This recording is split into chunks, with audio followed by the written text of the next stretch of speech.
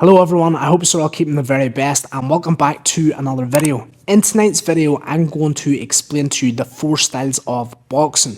Now we've all heard this statement before, but styles make fights. But not only am I going to explain to you the 4 styles of boxing, I'm going to give you bonus tips for each of these styles. So if you come across any of these styles inside sparring, inside the ring, you have a strategy, you have a plan that you can perform to the best of your ability. So let's get into the video. Style number 1, and that is pressure fighters, also known as infighters or swarmers. These guys rely on relentless pressure. They want to stick to you like glue. They rely on physically and mentally breaking you down inside the ring. Shorter punches. They want to rely on their body punches, uppercuts, inside dirty tactics. These guys are nightmares. Good examples of this would be Joe Frazier, Julio Cesar Chavez, we have Marcos Maidana, and in the modern day, we have Isaac Cruz. These guys rely on their pressure, their head movement, and their dirty tactics to make your night a nightmare. Style number 2, and that is the sluggers. We have the slugger punchers,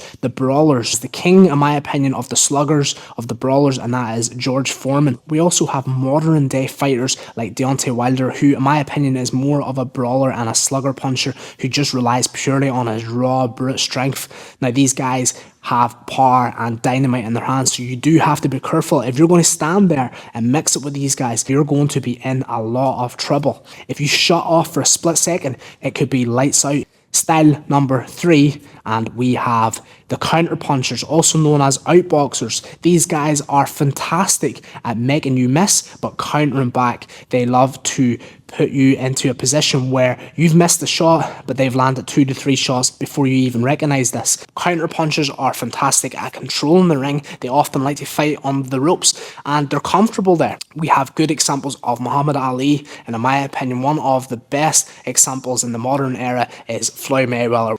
The last style I'm going to cover is the boxer puncher.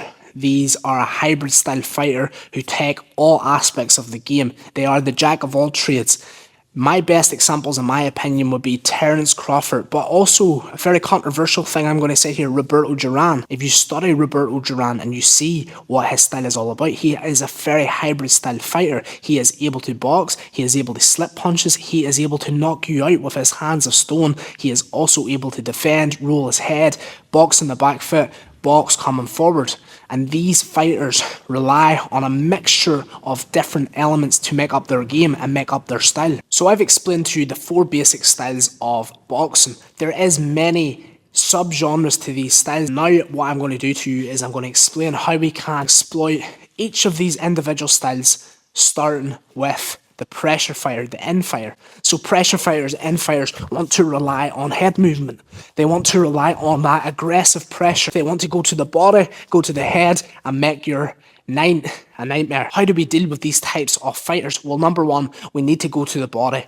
That is the key to slowing these guys down. If they are constantly putting us under pressure, we need to zap the energy in their legs. So body shots, specifically the shot I like to go for with pressure fighters is the solar plex. We want to stop them in their tracks, so we can hit them on the chest, we can body shot them to the hip, slowing them down, stopping them in their tracks. We want to use angles here, so we don't want to be just moving back in a straight line with a pressure fighter. That's what they want. They want to put us on the ropes. We need to rely on check hooks, okay? We need to rely on angles, okay? We can use the L step to our effect, so stepping out, constantly changing our feet, constantly moving in different directions. Feints as well with pressure fighters is going to stop them in their tracks because now they have something constantly to think about. So if I'm fighting a pressure fighter who's constantly moving forward and I'm just standing there waiting for this to happen, I'm not doing the best job I can do. Pressure fighters are fantastic at pressurizing you, but you have to rely on boxing IQ. You need to rely on good footwork, good head movement and defense. Style number 2 that I'm going to break down to you, and that is sluggers. That is them one-punch knockout artists. That is the guys that want to brawl. The guys that maybe don't have the best technical ability, but they do have that one-punch knockout, and their goal is to make your night as short as possible. Now, how do we deal with these guys? We don't want to be standing in front of these guys for too long. Again, just like pressure fighters, we don't want to be standing there stationary for them to damage us. Now, I've been in against guys that can't punch, and let me tell you this, even taking shots on the arms is a nightmare with these guys that can really bang. So I don't want to be just standing there blocking. I want to be using my head. I want to be slipping them shots, tiring them out, because every time they miss, they are going to get more and more tired. Again, I want to use my footwork as they throw their shots. I want to be moving away. I constantly want to be moving against a slugger puncher, against a brawler, against someone who's got them knockout hands. I want to be constantly moving, flicking my jab, probing with my jab, seeing where I am at in that space, because if I find myself splitting off for a second, I could be, boom, knocked out. So I constantly want to be moving, using my jab, always setting up traps, working to the body, landing counters, okay?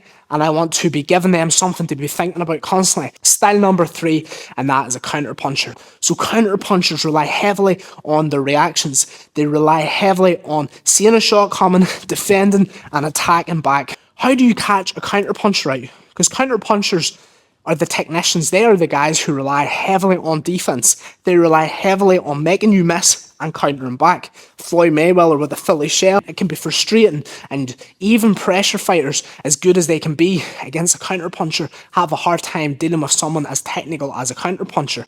How do we deal with them? Well, again, my advice would be feints. Now, feints are so unbelievably underrated in boxing, but it's something you need to start using against counter punchers more so than anyone else, because counter punchers are relying on your punch, and that is their weakness. If you are just punching, they are relying on that. However, if I am feinting with punches, they are reacting to something that's not even happening. So for example, if I feint with a counter puncher, what's going to happen is that they may react, so they may pull back and maybe try to come in. That is when we can counter the counter puncher.